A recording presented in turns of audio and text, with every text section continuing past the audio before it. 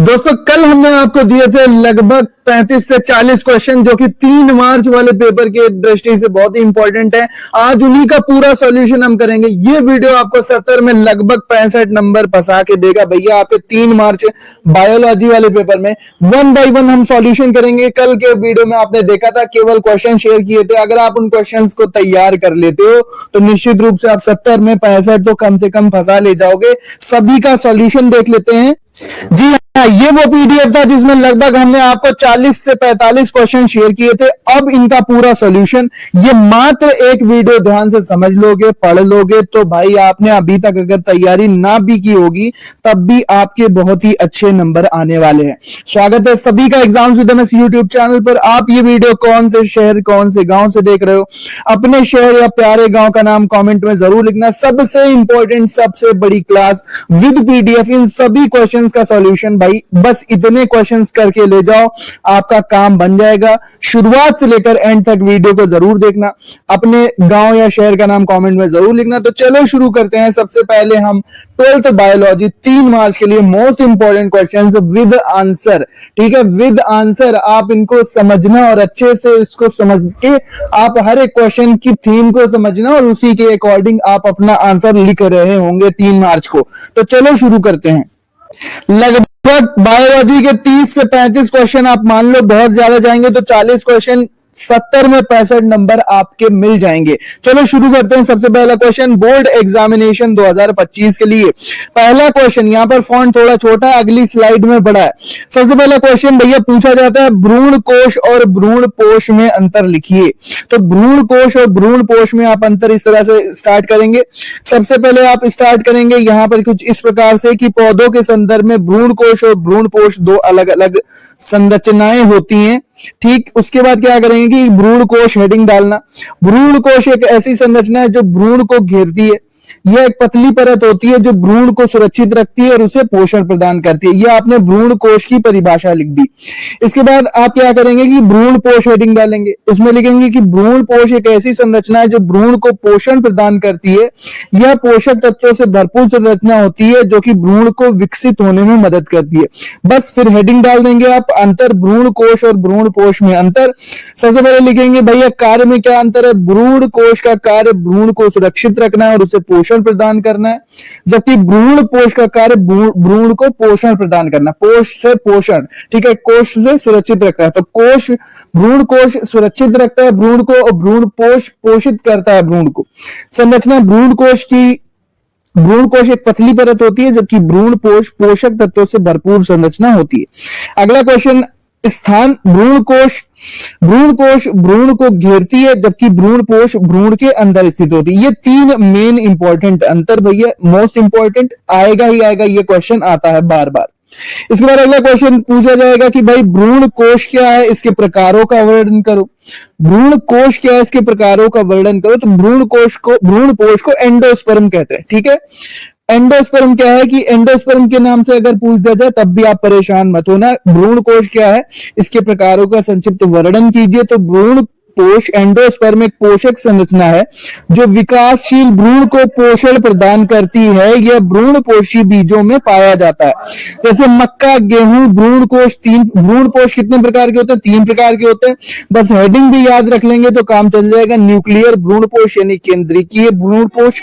इसके बाद कोशिकीय सेलुलर भ्रूण।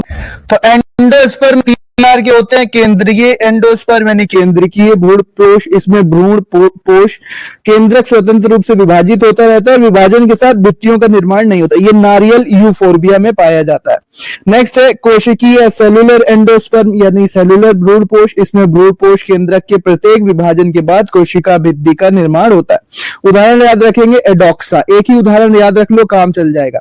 हिलोबियल भ्रूण पोष, इसमें भ्रूण पोष केंद्रक के प्रथम विभाजन के बाद कोशिका भित्ति का निर्माण होता है। एक एक लाइन याद रख लो, ठीक है, और उनके प्रकार याद रख लो और एक एग्जांपल आप याद रख लो। डिटेल में है, ठीक है, लेकिन आप अगर आप एक एक लाइन सबकी याद रखोगे प्रकारों के तब भी काम चल जाएगा। तो ये थे भ्रूण पोष के प्रकार। इन प्रकारों के अलावा भ्रूण पोष के अन्य भी प्रकार होते हैं, लेकिन ये 3 मुख्य प्रकार हैं जो अधिकांश पौधों में मिलते हैं। अगला क्वेश्चन है भाई एक प्रारूपिक बीजांड का सचित्र वर्णन कीजिए। तो ये देखो डायग्राम आप तैयार करते हो बीजांड वाला, इसमें निभाग है, बीजांड काय है, भ्रूण कोश है, अध्यावरण है, बीज है, प्रतिध्रुवी कोशिका है, द्वितीय केंद्रक, अंड कोशिका, सहायक कोशिका। तो ये वाला सिंपल था, आप डायग्राम तैयार रखेंगे बीजांड का। इसके बाद बीजांड के बारे में आप उठा के थोड़ा सा लिख देंगे पॉइंट्स। क्या लिखेंगे? क्वेश्चन आएगा कि एक प्रारूपिक बीजांड का सचित्र वर्णन कीजिए। तो प्रारूपी आवृत बीजी बीजांड की संरचना इस प्रकार होती है कि प्रारूपी आवृत बीजी बीजांड की संरचना, बीजांडासन से जुड़ा होता है।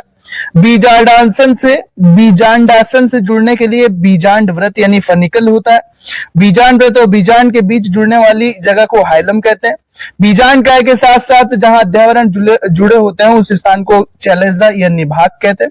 बीजांड काय पतली परत वाली कोशिकाओं से बना होता है। बीजांड एक द्विस्तरीय अध्यावरण यानी कैप से ढका होता है। अध्यावरण बीजांड काय को पूरी तरह नहीं ढकते बल्कि कुछ भाग खुला रह जाता है।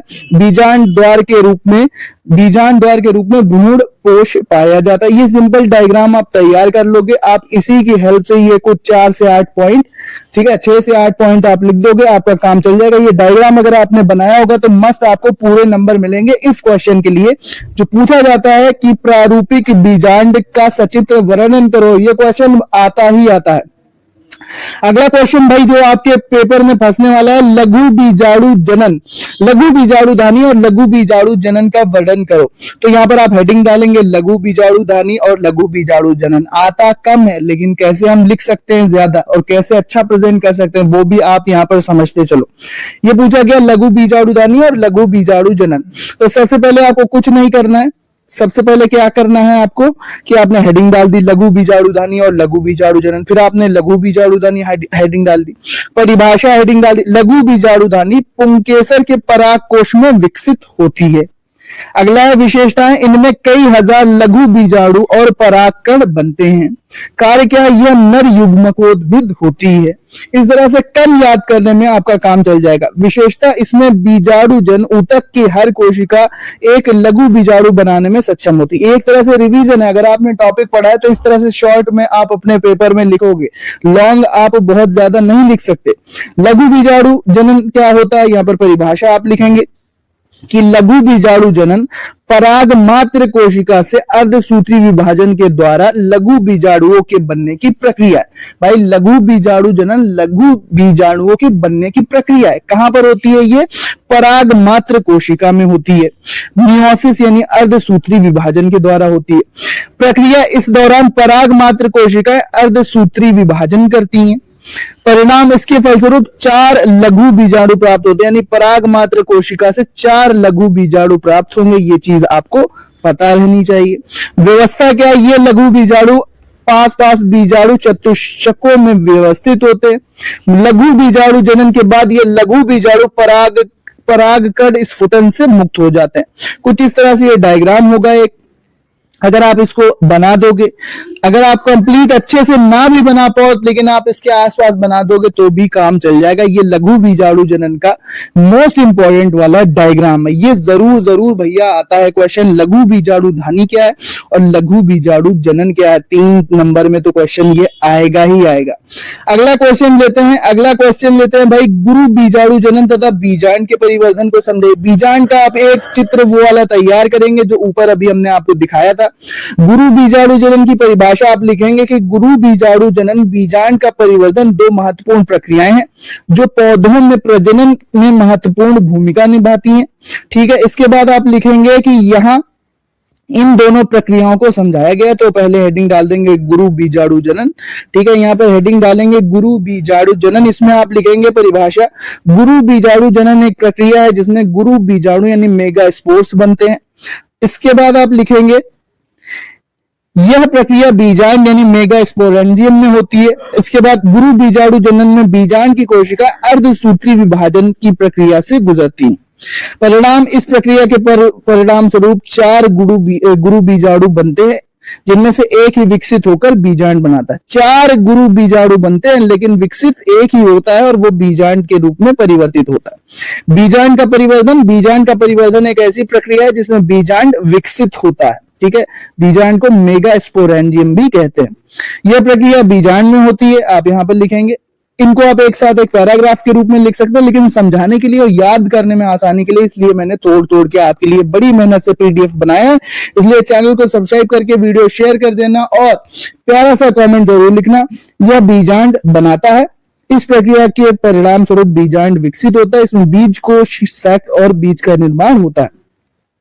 इन दोनों प्रक्रियाओं के परिणाम स्वरूप पौधों में प्रजनन होता है और नए पौधे का निर्माण होता है। कौन सी प्रक्रियाएं? गुरु बीजाणु जनन और ठीक है, गुरु बीजाणु जनन और बीजांड का विकास।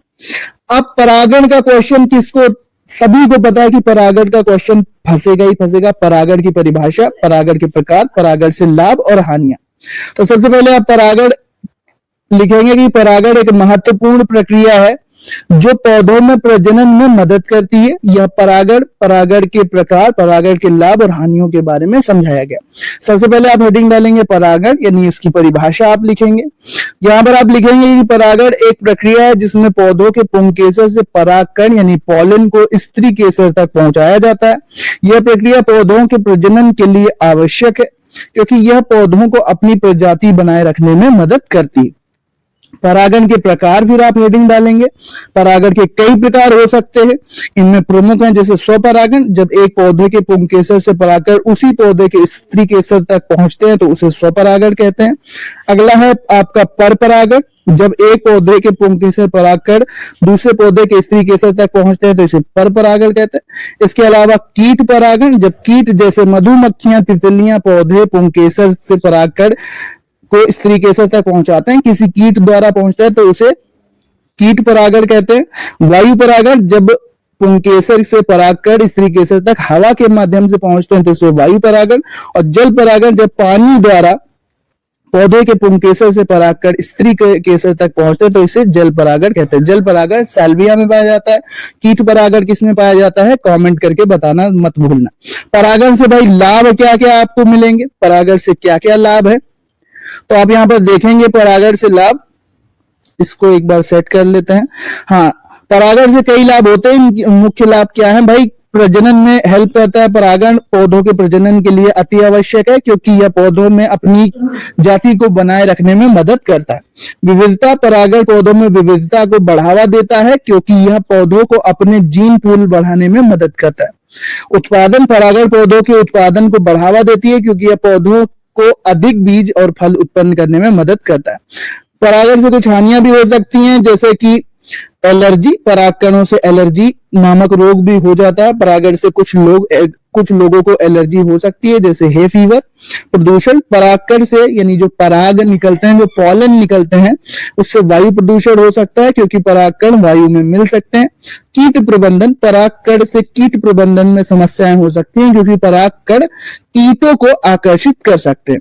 तो यहां पर एक स्लाइड कंप्लीट। अब चलते हैं नेक्स्ट स्लाइड पर। सारे इंपॉर्टेंट क्वेश्चन वीडियो एक बार अगर आप देख लोगे और वीडियो दोबारा आप स्पीड बढ़ा के 1.5x 1.5x स्पीड बढ़ा के देख लोगे तो भाई पूरा रिवीजन हो जाएगा और आपका एक क्वेश्चन भी नहीं छूटेगा। अगर आपने अभी तक नहीं भी पढ़ा है, बस ये वीडियो भाई आप देख लो, आपके सारे टॉपिक कवर हो जाएंगे। चलते हैं अपने नेक्स्ट टॉपिक पर, यानी नेक्स्ट क्वेश्चंस पर। यहां पर हो गए हैं टोटल 6 क्वेश्चन और देखते हैं कि कौन से क्वेश्चंस बचे हुए हैं। सारे क्वेश्चन महत्वपूर्ण हैं। चलते हैं नेक्स्ट स्लाइड पर, सभी इंपॉर्टेंट क्वेश्चंस कवर करेंगे। आनुवांशिकी वाले चैप्टर से यहाँ पर महत्वपूर्ण क्वेश्चन, सभी को पता है कि ये क्वेश्चन आना ही आना है। डीएनए और आरएनए में अंतर, सबसे पहले आप इसको जानते हैं टॉपिक को। डीऑक्सी राइबो न्यूक्लिक एसिड और आरएनए राइबो न्यूक्लिक एसिड दोनों ही जीवन के लिए अति आवश्यक हैं। इनके कार्यों में कई अंतर हैं, संरचना में अंतर है। डीऑक्सी राइबो बनाम राइबो, डीएनए में डीऑक्सी राइबो शर्करा पाई जाती है जबकि आरएनए में राइबो शर्करा होती है। अंतर दोबारा लिखेंगे, थाइमिन बनाम यूरेसिल, डीएनए में थाइमिन न्यूक्लियोबेस होता है जबकि आरएनए में यूरेसिल न्यूक्लियोबेस होता है। दोहरी संरचना बनाम एकल फंसी संरचना, डीएनए एक दोहरी हेलिक्स संरचना में होता है जबकि आरएनए आमतौर पर एकल संरचना होती है। कार्यों में अंतर, जेनेटिक जानकारी का भंडारण, डीएनए जेनेटिक जानकारी का भंडारण करते हैं और प्रेषित करते हैं। प्रोटीन संश्लेषण, आरएनए का कार्य प्रोटीन संश्लेषण होता है। यह जेनेटिक जानकारी को डीएनए से राइबोसोम तक पहुंचाता है। वायरल प्रतिकृति, आरएनए वायरल प्रतिकृति में शामिल होता है या वायरल जीनोम को प्रतिकृति करने में मदद करता है। 4 से 5 आप मोस्ट इंपोर्टेंट अंतर याद रख लेंगे। डीएनए अधिक स्थिर होता है, आरएनए कम स्थिर होता है, ये भी आपको पता होना चाहिए। ठीक है, ये इसके बाद आएगा question DNA fingerprinting. DNA fingerprinting पर शॉर्ट नोट जरूर आता है। तो डीएनए फिंगरप्रिंटिंग एक ऐसी वैज्ञानिक तकनीक है जो व्यक्ति के डीएनए संरचना का विश्लेषण करके उसकी पहचान करने में मदद करती है। यह तकनीक डीएनए के अनोखे पैटर्न को पहचानने पर आधारित है जो व्यक्ति में अलग अलग होता है। इस तरह से आप लिखेंगे। फिर डीएनए के चरण आप लिखेंगे कि डीएनए का नमूना लिया जाता है, व्यक्ति के शरीर से डीएनए का नमूना लिया, अगर प्रोसेस पूछ दिया जाए, रक्त, लार या बाल से डीएनए का निष्कर्षण, डीएनए नमूने से डीएनए निकाला जाता है। फिर PCR polymerase chain reaction, DNA को पीसीआर तकनीक के उपयोग से कई बार कॉपी किया जाता है और डीएनए का फिर विश्लेषण किया जाता है। डीएनए के अनोखे पैटर्न को पहचानने के लिए विशेष तकनीकों का उपयोग, और फिर फिंगरप्रिंट यानी डीएनए फिंगरप्रिंट का जो एक विशेष पैटर्न होता है उसे तैयार किया जाता है। तो यहां पर सबसे पहले आप शॉर्ट नोट आएगा, संक्षिप्त टिप्पणी आप डीएनए फिंगरप्रिंटिंग के बारे में लिखेंगे 2 से 4 लाइन। फिर आप यहां पर प्रोसेस लिख देंगे और इनकी हेडिंग भी डाल देंगे। ये डीएनए का नमूना संग्रहण, फिर डीएनए निष्कर्षण, फिर पीसीआर, फिर डीएनए का विश्लेषण, फिर फिंगरप्रिंट तैयार करना, तब भी काम चल जाएगा।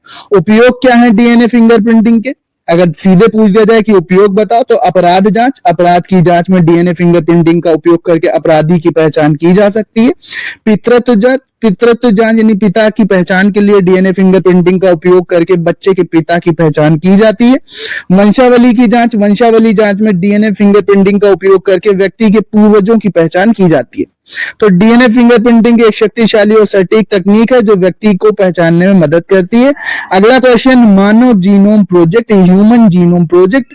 टिप्पणी आएगी कि भाई मानव जीनोम प्रोजेक्ट क्या है? तो मानव जीनोम प्रोजेक्ट एचजीपी एक वैज्ञानिक अनुसंधान परियोजना थी जिसका उद्देश्य मानव जीनोम की पूरी सीक्वेंसिंग यानी उसमें टोटल कितने न्यूक्लियोटाइड्स हैं उसका पता करना था। यह परियोजना 1990 में शुरू हुई थी और 2003 में पूरी हुई थी।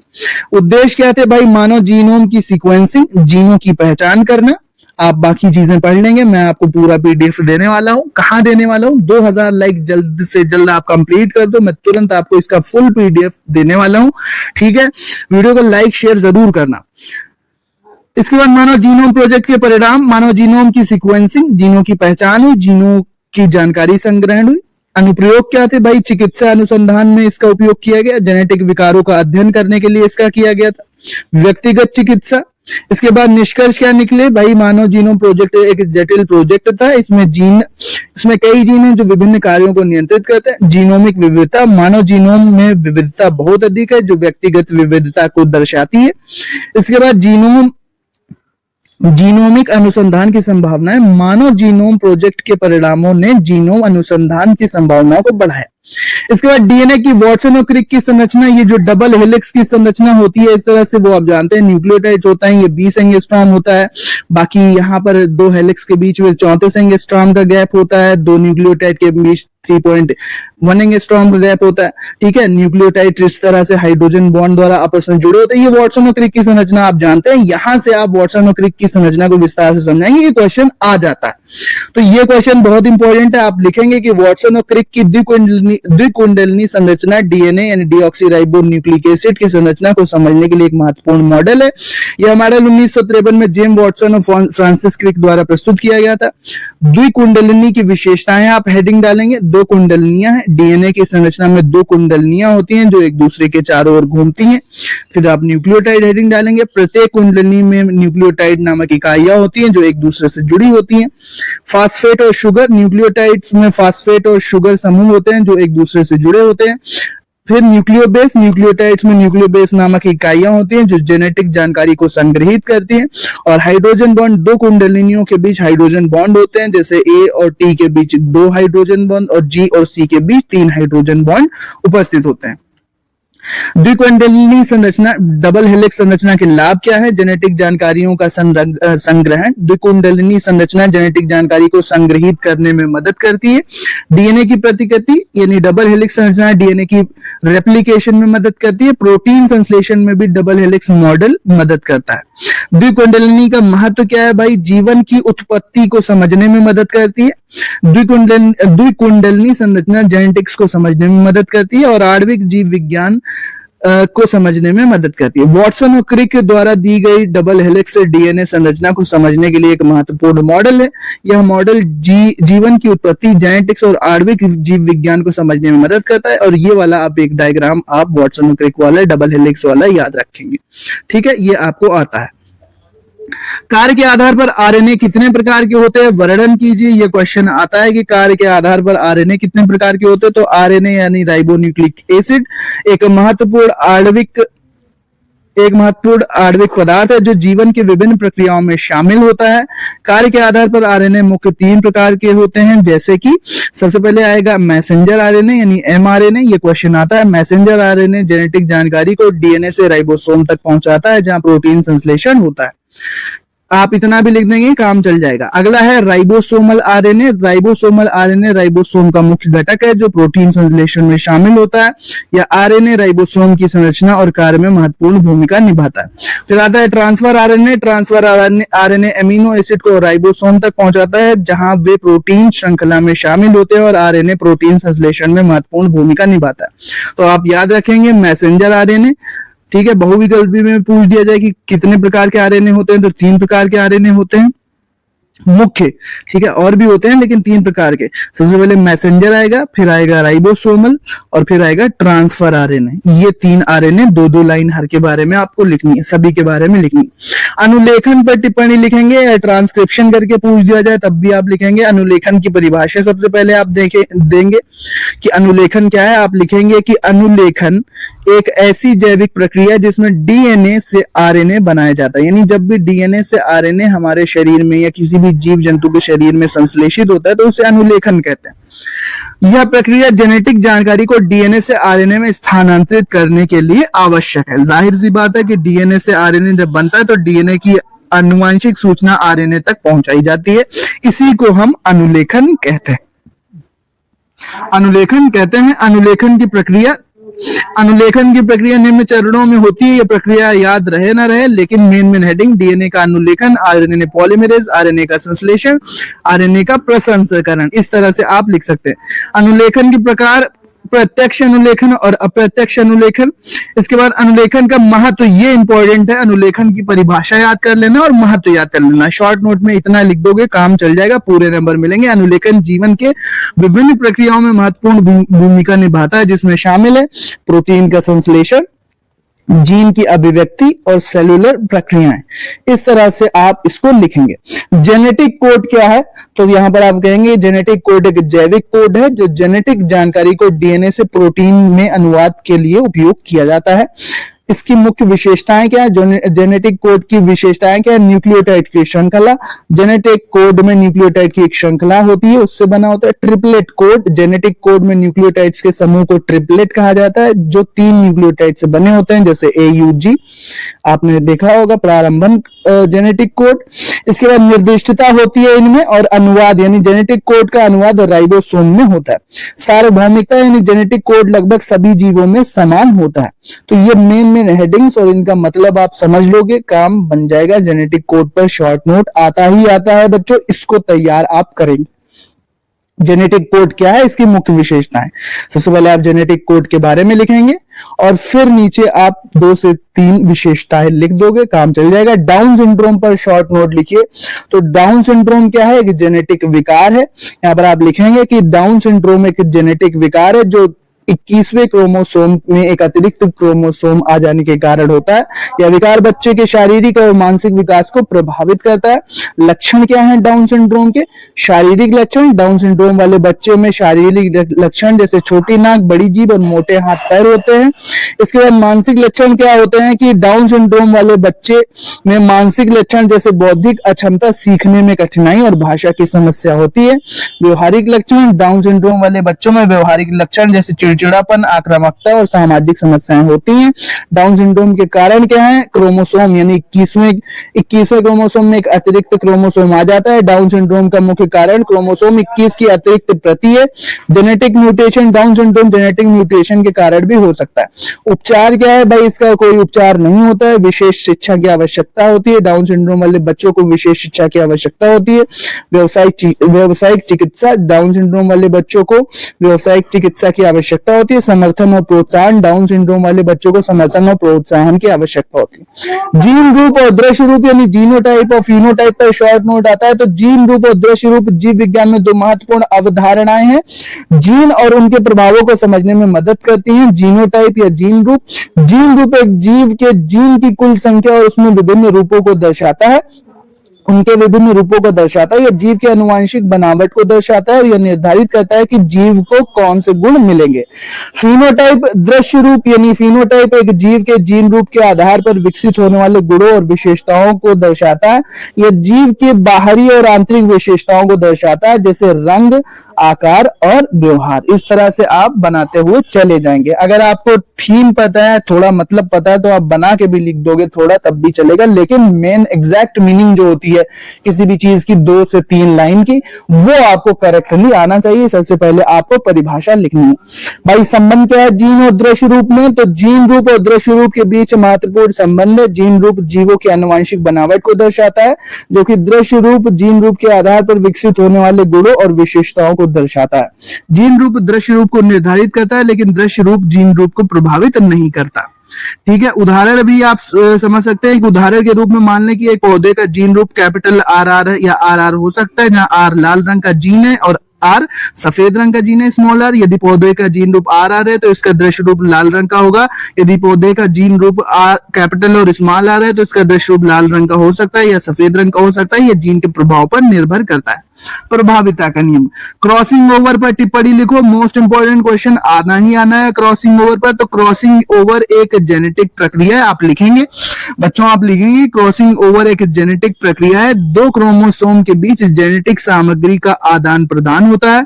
यह प्रक्रिया माइटोसिस और मियोसिस दोनों में होती है, लेकिन मियोसिस में यह अधिक महत्वपूर्ण होती है, यानी अर्धसूत्री विभाजन के दौरान क्रॉसिंग ओवर की प्रक्रिया होती है। इतनी परिभाषा याद रखेंगे। प्रक्रिया कैसी होती है भाई? क्रोमोसोम का सबसे पहले जोड़ा बनता है, फिर क्रोमोसोम टूटते हैं, फिर जेनेटिक सामग्री का आदान प्रदान होता है। हेडिंग समझ लोगे, काम बन जाएगा। फिर क्रोमोसोम जुड़ जाते हैं। परिणाम क्या होता है? जेनेटिक विविधता प्राप्त होती है, नए जीनों का निर्माण होता है क्रॉसिंग ओवर से। जीन का आदान प्रदान हो सकता है। ठीक है, क्रॉसिंग ओवर का महत्व क्या है भाई? महत्व क्या है आएगा कि जेनेटिक विविधता को इससे बढ़ावा दिया जाता है, बढ़ावा मिलता है क्रॉसिंग ओवर से। नए जीन का निर्माण होता है, जीन का आदान प्रदान होता है। ये हेडिंग ही बता रही है सबकी एग्जैक्ट इसका क्या मीनिंग है।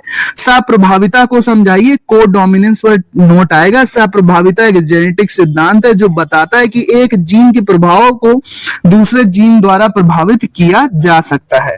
यह सिद्धांत जीन के बीच परस्पर क्रिया को समझने में मदद करता है। प्रकार, सप्रभाविता के उदाहरण आप सीधे लिखेंगे। सबसे पहले आप सप्रभाविता आपसे पूछा जाए तो सप्रभाविता की आप परिभाषा लिखेंगे कि सप्रभाविता एक जेनेटिक सिद्धांत है जो यह बताता है कि जीन के प्रभाव को दूसरे जीन द्वारा प्रभावित किया जा सकता है। यह सिद्धांत जीन के बीच पारस्परिक क्रिया को समझने में मदद करता है। ठीक है, फिर आप सप्रभाविता के उदाहरण सीधे लिखेंगे, प्रकार नहीं लिखना। आंखों का रंग कई जीनों द्वारा नियंत्रित किया जा सकता है जो एक दूसरे के साथ सप्रभाविता में होते हैं। इसके अलावा बालों का रंग भी कई जीनों द्वारा नियंत्रित किया जाता है जो एक दूसरे के साथ सप्रभाविता में होते हैं। पौधों की ऊंचाई कई जीनों द्वारा नियंत्रित की जाती है जो एक दूसरे के साथ सप्रभाविता में होते हैं। सप्रभाविता का महत्व क्या है भाई? इससे भी जेनेटिक विविधता आएगी, जीनों के बीच पारस्परिक क्रिया होगी और विकासवादी परिवर्तन होगा। ये हेडिंग ही आपका काम चला देंगे। जेनेटिक विविधता, जीन के बीच पारस्परिक परिवर्तन और विकास। भाई अगर आपको ये कॉन्सेप्ट समझ में ना आ रहा हो फिर भी आप देखो और समझो कि कैसे लिखा जाएगा। हो सकता है कि आपको चीजें ज्यादा क्लियर ना हो रही हो, लेकिन फिर भी आप अच्छे से चीजों को समझो, बार बार इनको समझो, लिखने की कोशिश करो, लिख के प्रैक्टिस करो। प्रभाविता और अप्रभाविता में अंतर। ठीक है, प्रभाविता यानी डोमिनेंस और अप्रभाविता यानी रेसेसिवनेस। तो प्रभाविता एक जेनेटिक सिद्धांत है जो बताता है एक जीन के 2 एलीलों में एक एलील दूसरे एलील पर के प्रभाव को दबा सकता है, ठीक है, इसी को डोमिनेंट कहते हैं। जबकि अप्रभावी जो दब जाता है जीन, उसे रेसेसिव कहते हैं। अप्रभाविता भी इसी तरह से है कि अप्रभाविता एक जेनेटिक सिद्धांत है जो बताता है कि एक जीन के दो एलीलों में एक एलील दूसरे एलील के प्रभाव को नहीं दबाता है। अप्रभाविता में दोनों एलील समान रूप से प्रभावी होते हैं। प्रभाविता और अप्रभाविता में अंतर आप यहां पर लिख लेंगे कि प्रभावी एलील, भाई प्रभावी एलील ही अपने लक्षण दर्शाता है, प्रभाव की तीव्रता हो सकती है। और विरासत, यानी प्रभाविता में प्रभावी एलील की विरासत अधिक होती है। इसके बाद आप यहां पर देख सकते हैं, वही अगर एक प्रभावी है और एक अप्रभावी है तो प्रभावी लक्षण प्रदर्शित होता है, ठीक है। यहाँ पर उदाहरण है, अनुवांशिक रोगों पर टिप्पणी लिखिए। अनुवांशिक रोग क्या है? अनुवांशिक रोग वे रोग है जो जेनेटिक म्यूटेशन या जेनेटिक विकारों के कारण होते हैं। ये रोग अक्सर वंशानुगत या परिवारों में पीढ़ियों से चलते हैं। जैसे अनुवांशिक रोग का कारण क्या है? तो जेनेटिक म्यूटेशन। इस तरह से भाई लिखोगे कि सबसे पहले आपने परिभाषा डाली, फिर आपने उसका एग्जाम्पल डाला, फिर आपने छोटी छोटी हेडिंग डाल के कि क्या क्या किस कारण होती है, कारण जैसे अनुवांशिक रोग के कारण हेडिंग डाल दी तो जेनेटिक म्यूटेशन कारण है, ठीक है। फिर आपने ये हेडिंग डाली, फिर आप उसी में लिख दो एक लाइन की जेनेटिक म्यूटेशन से क्या हो सकता है? जेनेटिक म्यूटेशन से आनुवंशिक रोग हो जाते हैं। क्रोमोसोमल विकार एक क्रोमोसोम में होने वाला परिवर्तन है जो रोग का कारण बन सकता है। इस तरह से लिखोगे भाई, बायो में खूब बनाया जा सकता है। अगर आपको कॉन्सेप्ट पता है तो खूब बना के लिखा जा सकता है। वंशानुगत विकार एक जेनेटिक विकार है जो परिवारों में पीढ़ियों से चलता है। आनुवंशिक रोग के उदाहरण क्या है भाई? सिकल सेल एनीमिया, ठीक है। सिकल सेल एक अनुवांशिक रोग है जो लाल रक्त कोशिकाओं के आकार में परिवर्तन के कारण होता है। मस्कुलर डिस्ट्रॉफी भी एक अनुवांशिक रोग है। इसमें क्या होता है कि एक अनुवांशिक रोग होता है जिसमें मांसपेशियां कमजोर हो जाती हैं। हंटिंगटन की बीमारी एक अनुवांशिक रोग है जो मस्तिष्क के कार्य प्रभावित होते हैं। टे सेक्स रोग एक अनुवांशिक रोग है जो मस्तिष्क और रीढ़ की हड्डी के कार्यों में परिवर्तन के कारण होता है। अनुवांशिक रोग का उपचार क्या है? अक्सर मुश्किल होता है, इनका उपचार नहीं हो पाता। कुछ उपचारों के विकल्प होते हैं जैसे जीन थेरेपी द्वारा जीन में परिवर्तन करके अनुवांशिक रोगों का इलाज किया जाता है। क्रोमोसोमल थेरेपी एक ऐसी तकनीक है जिसमें रोगी के क्रोमोसोम में परिवर्तन करके रोगी का इलाज किया जाता है। इसके अलावा सर्जरी एक ऐसी तकनीक है जिसमें रोगी के शरीर में परिवर्तन किया जाता है ताकि रोग का इलाज और मैनेजमेंट किया जा सके। दवाएं ऐसी तकनीक है जिसमें रोगी को दवाएं दी जाती हैं और रोगी का इलाज किया जाता है। मानव में लिंग निर्धारण, मोस्ट इंपॉर्टेंट क्वेश्चन आएगा ही आएगा। मानव में लिंग निर्धारण एक जटिल प्रक्रिया है जो जेनेटिक और हार्मोनल कारकों पर निर्भर करती है। यह प्रक्रिया गर्भावस्था के दौरान होती है कि बच्चा पुरुष या महिला होगा। लिंग निर्धारण के कारक क्या हैं? जेनेटिक कारक हैं। इस तरह से आप इस पूरे नोट को पढ़ते जाएंगे। आप जानते हैं एक फ्लो चार्ट भी बनता है कि एक्स टकराएगा तो यहाँ पर फीमेल का जन्म होता है और एक्स वाई क्रोमोसोम टकराते हैं तो मेल का। तो ये पूरा आप अच्छे से पढ़ लेंगे। मैं इसका पीडीएफ आपको दे दूंगा, कोई भी प्रॉब्लम नहीं है, ठीक है। टेलीग्राम चैनल है, वहां पर आप जाकर ज्वाइन कर लो। मेंडल के वंशागति के नियम, ये आ जाता है क्वेश्चन की तीनों नियम आप शॉर्ट में लिख दो, डिटेल में नहीं डिस्क्राइब करना है, शॉर्ट में आप इन नियमों को दे दो। तो मेंडल की वंशागति के नियम क्या है? मेंडल की वंशागति के नियम जीव विज्ञान के महत्वपूर्ण अवधारणा है, वही जो आपने 10th में पढ़े थे, जो जीन की वंशागति को समझने में मदद करता है। या मेंडल की वंशागति के 3 प्रमुख नियम दिए गए हैं। एकता का नियम या लॉ ऑफ सेग्रीगेशन, एकता का नियम बताता है कि एक जीन 2 एलील अलग अलग होते हैं और अलग अलग कोशिकाओं में पाया जाता है। स्वतंत्र संयोजन का नियम, लॉ ऑफ इंडिपेंडेंट असॉर्टमेंट, स्वतंत्र संयोजन का नियम बताता है कि 2 या अधिक जीन एक दूसरे से स्वतंत्र रूप से संयोजित होते हैं।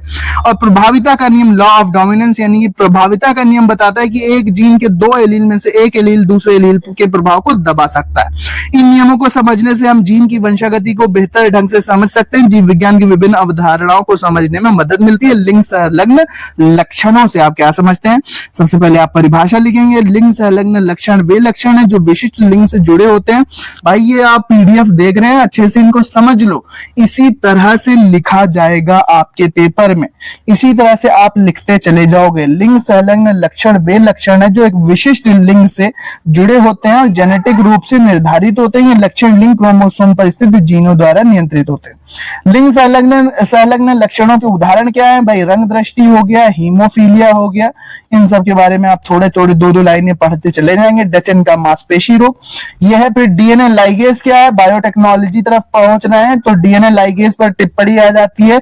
डीएनए लाइगेज एक एंजाइम है जो डीएनए के दो टुकड़े जोड़ने में मदद करता है। यह एंजाइम डीएनए के दो टुकड़ों के बीच फॉस्फोडाइएस्टर बॉन्ड बना देता है जो उन्हें एक साथ जोड़ता है। डीएनए लाइगेज की भूमिका क्या है? तो डीएनए लाइगेज की भूमिका निम्नलिखित है।